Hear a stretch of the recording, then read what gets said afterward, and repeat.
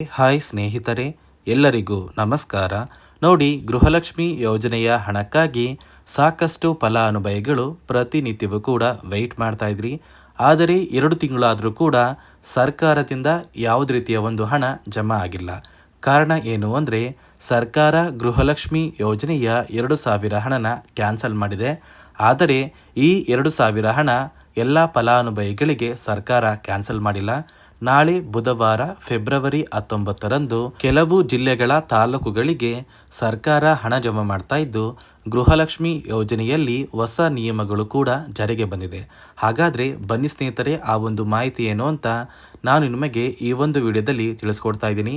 ಅದಕ್ಕಿಂತ ಮೊದಲು ನೋಡಿ ಸ್ನೇಹಿತರೆ, ನೀವೇನಾದ್ರೂ ಇನ್ನೂ ಕೂಡ ನನ್ನ ಚಾನಲ್ನ ಸಬ್ಸ್ಕ್ರೈಬ್ ಆಗಿಲ್ಲ ಅಂದರೆ ದಯವಿಟ್ಟು ಪ್ರತಿಯೊಬ್ಬರು ಚಾನಲ್ನ ಸಬ್ಸ್ಕ್ರೈಬ್ ಮಾಡ್ಕೊಳ್ಳಿ.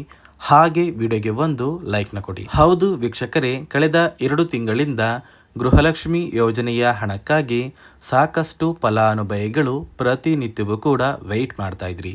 ಇದೀಗ ಸರ್ಕಾರದಿಂದ ಪ್ರತಿಯೊಂದು ಫಲಾನುಭವಿಗಳಿಗೆ ಒಂದು ಮುಖ್ಯವಾದ ಮಾಹಿತಿನ ಕೊಟ್ಟಿದ್ದಾರೆ. ಈ ಬಾರಿ ಸರ್ಕಾರ ಗೃಹಲಕ್ಷ್ಮಿ ಯೋಜನೆಯ ಹಣನ ಕ್ಯಾನ್ಸಲ್ ಮಾಡಿದೆ. ಆದರೆ ಈ ಹಣ ಎಲ್ಲ ಫಲಾನುಭವಿಗಳಿಗೆ ಸರ್ಕಾರ ಕ್ಯಾನ್ಸಲ್ ಮಾಡಿಲ್ಲ. ಕೆಲವೊಂದು ಫಲಾನುಭವಿಗಳಿಗೆ ಸರ್ಕಾರ ಹಣ ಜಮಾ ಮಾಡೋದನ್ನು ಕ್ಯಾನ್ಸಲ್ ಮಾಡಿದೆ. ಯಾವ ಕಾರಣಕ್ಕೆ ಸರ್ಕಾರ ಕ್ಯಾನ್ಸಲ್ ಮಾಡಿದೆ ಅಂದರೆ, ನೋಡಿ ವೀಕ್ಷಕರೇ, ಈ ಬಾರಿ ಗೃಹಲಕ್ಷ್ಮಿ ಯೋಜನೆಯ ಹಣನ ಜಮಾ ಮಾಡುವಂತಹ ಸಂದರ್ಭದಲ್ಲಿ ಗೃಹಲಕ್ಷ್ಮಿ ಯೋಜನೆಯ ಪ್ರತಿಯೊಂದು ಫಲಾನುಭವಿಗಳ ಒಂದು ದಾಖಲಾತಿಗಳನ್ನ ಸರ್ಕಾರ ಮರುಪರಿಶೀಲನೆ ಮಾಡಿದ್ದಾರೆ. ಇಲ್ಲಿ ಯಾರೆಲ್ಲ ಫಲಾನುಭವಿಗಳು ಗೃಹಲಕ್ಷ್ಮಿ ಯೋಜನೆಯ 2,000 ಹಣನ ಪಡೆಯಲು ಅನರ್ಹರು ಅಂತ ಸರ್ಕಾರಕ್ಕೆ ತಿಳಿದು ಬಂದಿದೆ, ಇಂತಹ ಫಲಾನುಭವಿಗಳಿಗೆ ಸರ್ಕಾರ ಕ್ಯಾನ್ಸಲ್ ಮಾಡಿದೆ.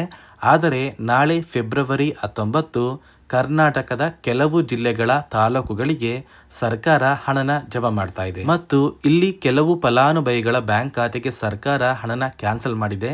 ಕಾರಣ ಏನು ಅಂದರೆ, ಹಣಕಾಸು ಇಲಾಖೆಯಿಂದ ಒಂದು ಮುಖ್ಯವಾದ 5 ಹೊಸ ನಿಯಮಗಳು ಕೂಡ ಜಾರಿಗೆ ಬಂದಿದೆ.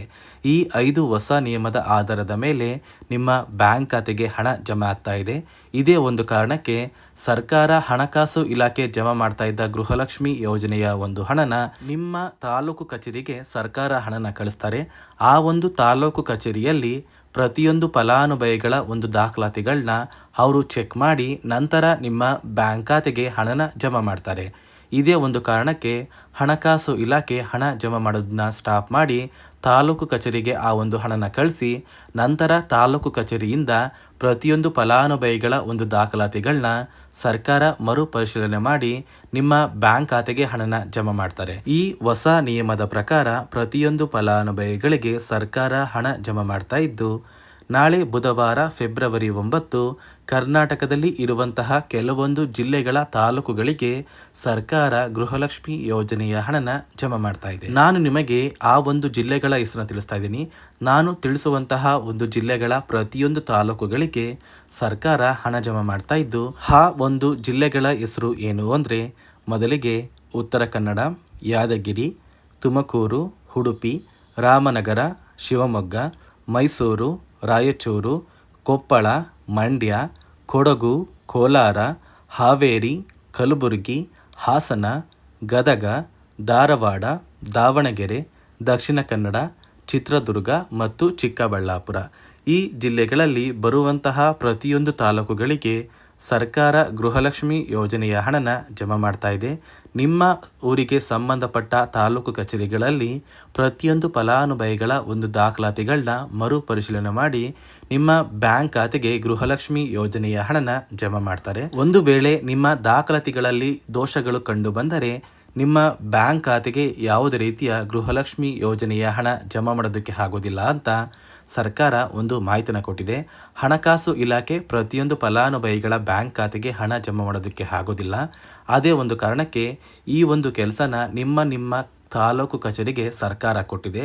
ತಾಲೂಕು ಕಚೇರಿಗಳಲ್ಲಿ ಪ್ರತಿಯೊಂದು ಫಲಾನುಭವಿಗಳ ಒಂದು ದಾಖಲಾತಿ ಈಸಿಯಾಗಿ ಅಂದರೆ ಸುಲಭವಾಗಿ ಪರಿಶೀಲನೆ ಮಾಡಿ ನಿಮ್ಮ ಬ್ಯಾಂಕ್ ಖಾತೆಗೆ ಹಣ ಜಮಾ ಮಾಡ್ತಾರೆ.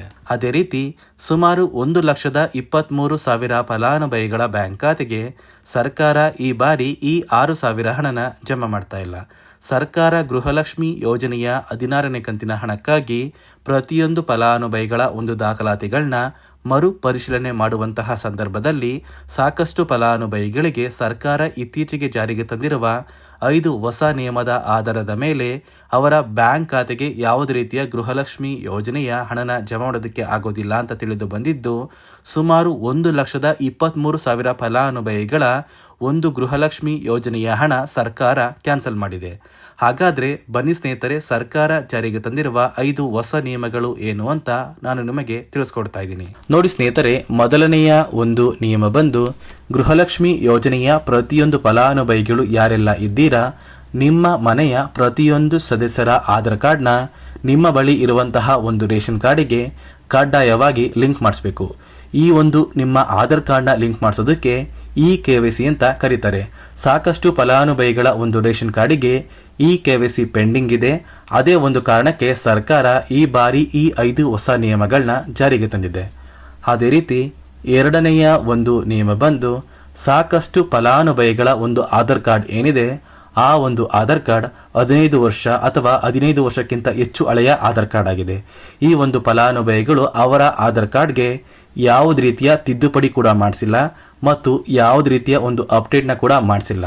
ಅದೇ ಒಂದು ಕಾರಣಕ್ಕೆ ನಿಮ್ಮ ಆಧಾರ್ ಕಾರ್ಡ್ನ ನೀವು ತಿದ್ದುಪಡಿ ಮಾಡಿಸಿಲ್ಲ ಅಂದರೆ ನಿಮ್ಮ ಬ್ಯಾಂಕ್ ಖಾತೆಗೆ 2,000 ಹಣ ಜಮಾ ಆಗ್ತಾ ಇಲ್ಲ. ಮತ್ತೆ ಸ್ನೇಹಿತರೆ, ಸರ್ಕಾರ 16ನೇ ಕಂತಿನ ಹಣನ ಜಮಾ ಮಾಡುವ ಮುಂಚೆ ಪ್ರತಿಯೊಂದು ಫಲಾನುಭವಿಗಳ ಒಂದು ದಾಖಲಾತಿಗಳನ್ನ ಮರುಪರಿಶೀಲನೆ ಮಾಡಿದ್ದಾರೆ.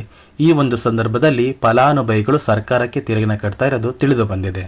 ಅದೇ ರೀತಿ 4ನೆಯ ಒಂದು ನಿಯಮ ಬಂದು ಸರ್ಕಾರದಿಂದ ಬರುವಂತಹ ಒಂದು ರೇಷನ್ನ ಕಳೆದ 3 ತಿಂಗಳಿಂದ ನೀವು ಪಡ್ಕೊಂಡಿಲ್ಲ ಅಂದರೆ ನಿಮ್ಮ ಬ್ಯಾಂಕ್ ಖಾತೆಗೆ ಗೃಹಲಕ್ಷ್ಮಿ ಯೋಜನೆಯ ಹಣ ಜಮಾ ಆಗೋದಿಲ್ಲ. ಮತ್ತೆ ಸ್ನೇಹಿತರೆ, 5ನೆಯ ಒಂದು ನಿಯಮ ಬಂದು ನಿಮ್ಮ ಒಂದು ವಾರ್ಷಿಕ ಆದಾಯ 7 ಲಕ್ಷಕ್ಕಿಂತ ಕಡಿಮೆ ಇರಬೇಕು. ಒಂದು ವೇಳೆ ವಾರ್ಷಿಕ ಆದಾಯ 7 ಲಕ್ಷಕ್ಕಿಂತ ಜಾಸ್ತಿ ಇದ್ದರೆ ನಿಮ್ಮ ಬ್ಯಾಂಕ್ ಖಾತೆಗೆ ಗೃಹಲಕ್ಷ್ಮಿ ಯೋಜನೆಯ ಹಣ ಬರೋದಿಲ್ಲ.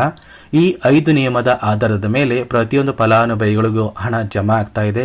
ನಾಳೆ ಬುಧವಾರ ಫೆಬ್ರವರಿ 19ರಂದು ಕರ್ನಾಟಕದ ಕೆಲವು ಜಿಲ್ಲೆಗಳ ಪ್ರತಿಯೊಂದು ತಾಲೂಕುಗಳಿಗೆ ಸರ್ಕಾರ ಹಣ ಜಮಾ ಮಾಡ್ತಾ ಇದ್ದು, ನಾನು ತಿಳಿಸಿರುವಂತಹ ಜಿಲ್ಲೆಗಳ ತಾಲೂಕುಗಳಿಗೆ ಕೆಲವೇ ದಿನಗಳಲ್ಲಿ ಗೃಹಲಕ್ಷ್ಮಿ ಯೋಜನೆಯ ಹಣ ಜಮಾ ಆಗ್ತಾ ಇದೆ.